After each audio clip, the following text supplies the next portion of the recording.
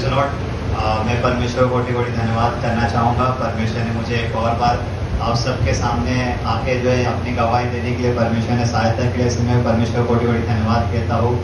और मेरी गवाही जो है वो ये है कि ये 2 महीने पहले की बात है,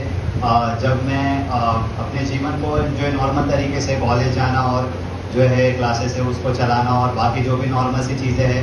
वो मैं अपने जीवन को जो है अच्छे तरीके से जी रहा था। लेकिन कहीं न कहीं मेरे अंदर जो है मैं किसी अशांति को जो है महसूस कर पा रहा था।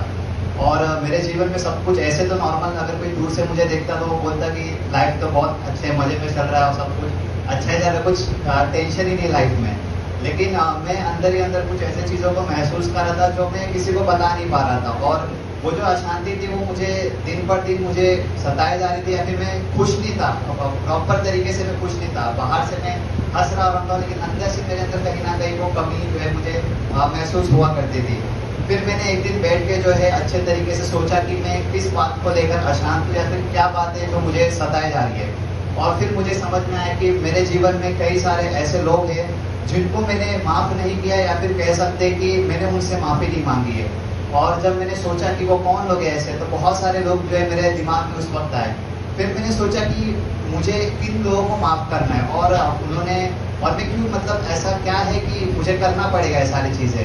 तब मुझे जो है अंदर से ऐसी आवाज़ आई कि अगर मैं इस चीज़ को नहीं करता हूँ तो मैं कभी भी इस चीज़ से आज़ाद नहीं हो पाऊँगा, या फिर हमेशा मेरे दिल के अंदर ये बात खटती रहेगी कि मैंने किसी को माफ़ नहीं किया या फिर मैंने किसी से माफ़ी नहीं मांगी है। और फिर मैंने उन सबके नाम जो है एक पेपर पे लिख के जो, या फिर पेपर पे भी नहीं लिख के सिर्फ ऐसे ही सोच के, ठीक है। फिर उसके बाद मैंने जो है एक एक करके जो है जिनसे मैं कॉल कर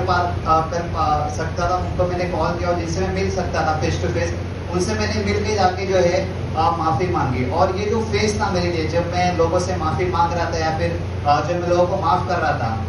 वो बहुत कठिन था। क्योंकि आप सबको पता है कि एक इंसान को सबसे ज़्यादा मुश्किल यही चीज़ है कि वो अपने ईगो को और अपने सेल्फ रिस्पेक्ट को, क्योंकि हमें यही लगता है कि अगर मैं किसी को माफ़ कर रहा हूँ तो यहाँ पे मेरा ईगो जो है, यहाँ पर मेरा जो सेल्फ रिस्पेक्ट है वो कहीं ना कहीं कम हो रहा है। क्योंकि हम शायद से ये बात भूल जाते हैं कि जो सामने वाला व्यक्ति है वो भी इस जीवन को पहली बार, जिस तरीके से हम अपने जीवन में पहली बार इस धरती के ऊपर पैदा होकर पहली बार अपने जीवन को जी रहे हैं, वैसे वो सामने वाला व्यक्ति भी जो है इस धरती पे पहली बार जी रहा है। लेकिन हम क्या सोचते हैं कि नहीं, उसने गलती किया है, उसने सब कुछ किया, मैं किस बात के लिए माफ़ी मांगूँ, ठीक है। तो ये बात जो है मैं समझ गया था उस वक्त की सामने वाले भी जो है हम सब इंसान ही है, और हम सब कहीं ना कहीं अपने जीवन में किधर ना किधर गिर जाते हैं, फिर कहीं ना कहीं हम जो गलतियां कर देते हैं जिससे सामने वाले को ठेस काफ़ी पहुंच जाता है। लेकिन अगर हम किसी व्यक्ति को माफ़ नहीं कर सकते या फिर माफ़ी मांग नहीं सकते तो हम शायद से एक इंसान ही नहीं कहलाए जाएंगे। और फिर उसके बाद जो है जब मैंने लोगों से एक एक करके माफ़ी मांग ली, और जब मैंने वो पूरा किया, सारे लोगों से मांग लिया मैंने, तब मुझे जो एक ऐसी शांति मिली जो शायद से मैंने अपनी ज़िंदगी में पहले भी फील किया था, लेकिन उस तरीके से कभी फील नहीं कर पाया जिस तरीके से मैंने उस दिन फील किया था। और शायद से मैं एक चीज़ समझ गया था कि अब मेरे जीवन में मैं एक ऐसी सीख को सीख चुका हूँ जो शायद से मुझे कभी भी एक इंसान के प्रति कभी भी गुस्सा या फिर मैं किसी को हेट नहीं कर पाऊंगा अभी। क्योंकि मैं रियलाइज कर चुका था कि जो है चाहे हम कितनी भी कोशिश क्यों ना करें, चाहे हम कितनी भी परफेक्ट बनने की कोशिश क्यों ना करें, लेकिन हम शायद से हमेशा इम्परफेक्ट ही रहेंगे। और शायद से यही एक चीज़ है जो परमेश्वर और हम इंसानों को अलग करता है, कि परमेश्वर जो है काफ़ी परफेक्ट है लेकिन हम इंसान जो है एकदम इम्परफेक्ट है। और शायद से हम कितनी भी कोशिश क्यों ना कर ले और शायद से हम इम्परफेक्ट क्यों ना हो, लेकिन फिर भी परमेश्वर जो है वो हमेशा हमसे प्यार करने और परमेश्वर है। तो यहाँ पे हमें ये नहीं सोचना चाहिए कि मैं इम्परफेक्ट हूँ या फिर मैं परमेश्वर को किस तरीके से आनंद करूँ। शायद से परमेश्वर से हमसे इतने ही चाहते हैं कि हम जो है जो यीशु मसीह करते थे उसी चीज़ को करें। और यीशु मसीह जब इस धरती पे थे तो उन्होंने भी अपने मॉडल प्रेयर, या फिर हम बोल सकते हैं जो उन्होंने हमें प्रार्थना सिखाया, उन्होंने काफ़ी कम शब्दों को यूज़ किया, लेकिन आपने गौर किया होगा कि उन शब्दों में उन्होंने एक चीज़ कहा था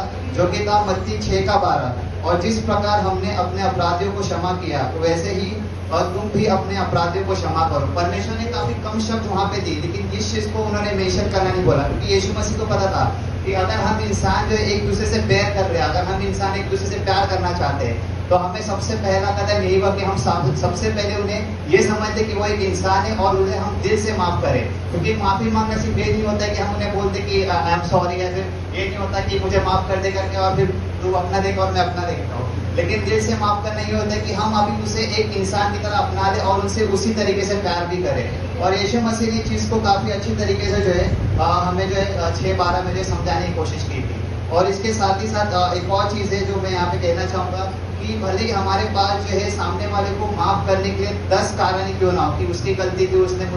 उसने मेरे दिल को दुखाया, उसने मेरे साथ अच्छा नहीं किया, ये सारी चीज़ें, लेकिन शायद सिर्फ एक ही कारण है जो हमें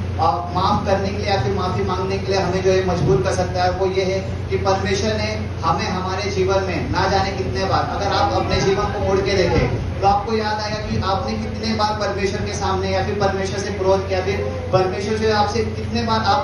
परमेश्वर से माफी आपने मांगी है, और क्या परमेश्वर ने आपको कभी माफ नहीं किया। तो ये बात को जो है मैं हमेशा गौर करता हूँ। और अब मुझे ये नहीं पता कि हमें जो है किसी व्यक्ति को कितने बार माफ करना चाहिए, क्योंकि एक व्यक्ति ने यीशु मसीह को पूछा तो उसने बोला कि 70 गुना 70, और मैं शायद से वो भी चीज़ को उस तरीके से नहीं लेता, लेकिन मैं ये मानता हूँ कि मैं इतना ही सिर्फ सोचता हूँ कि हमें ये नहीं सोचना चाहिए कि हमें उसको कितने बार माफ करना है, फिर किसको माफ करना है, फिर कब क्या ऐसा करेगा तो माफी देना है, कब नहीं क्या करेगा तो माफी नहीं देना है। लेकिन मैं सिर्फ मैं इतना मानता हूँ कि परमेश्वर अगर ये सोचता कि मुझे इस व्यक्ति को 10 बार माफ करना है, फिर उसने अगर ये किया तो ही माफ नहीं करूंगा, या फिर उसने वो किया तो माफ नहीं करूंगा, तो शायद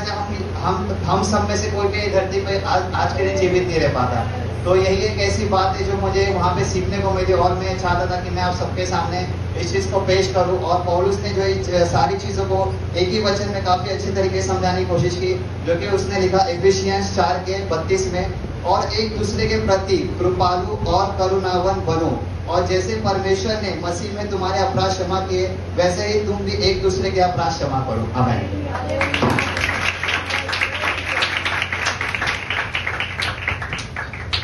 हमारे बच्चों का द्वारा अपनी टेस्टिमनी आपने सुना।